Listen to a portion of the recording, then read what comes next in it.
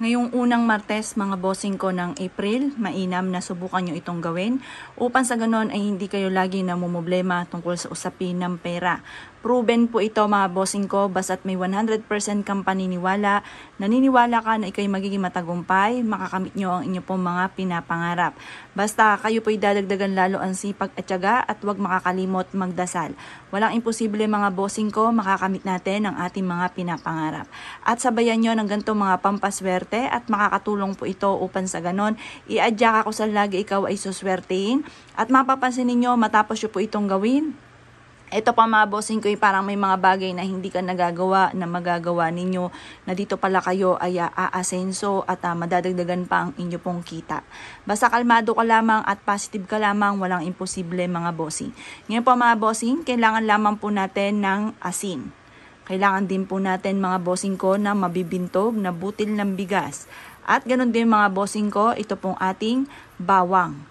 Ang powerful na tatlong ito mga bossing ko ay pagsasama-samahin natin. Ngayong araw na ito, unang araw ng Martes mga bossing ko, at makakatulong po ito upang sa ganon i-adya ka lagi kung saan lagi ikaw ay suswertihin. Proven po ito mga bossing.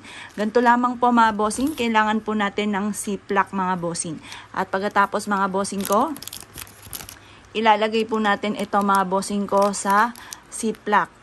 Mga bossing, gawin po natin ito ng mga bandang alas 7 mga bossing ko ng umaga.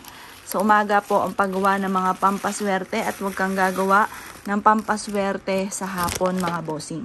At pagkatapos ito mga bossing ko, ilalagay po natin ito mga bossing ko ang ating bawang.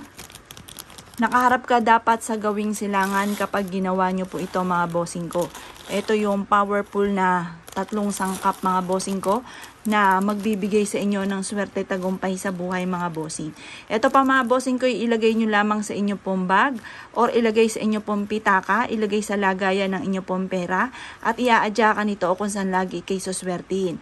Mapapansin ninyo, bukod sa inyo pong sipag at tiyaga at pananalig sa itaas mga bossing ko, kayo po mga bossing ko ay gumawa ng ganito at iaadya ka nito kung saan lagi kay magkakaroon ng maraming pera.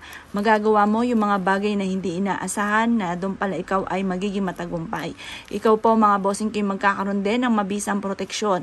Ito po mga bossing ko ay may bawang na nagtataboy ng mga negatibong enerhiya, mga bad spirit, at ito po mga bossing ko ay may bigas na nagdudulot ng kasaganahan, tagumpay sa buhay.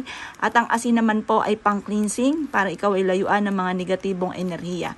Ang tatlong sangkap na ito ay dalhin kahit saan kayo magtungo.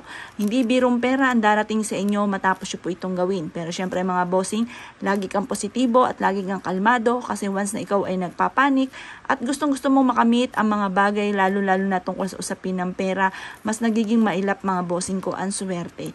Basta kalmado ka lamang, sipagan nyo lamang, tiyaga-tiyaga lamang, huwag kang makakalimot magdasal at sabayan ng ganitong mga pampaswerte, walang imposible mga bossing. Kaya kung kayo pinaniwala at na-issue po itong gawin nyo na ito ngayong unang araw ng Martes, April 2 or kaya po sa unang Biyernes mga bossing or kaya tuwing Tuesday or Friday mga bossing at makakatulong po ito upang sa ganon kayo maging matagumpay sa buhay. Kaya kung kayo gagawa ng ganito mga bossing, good luck po sa inyo po lahat.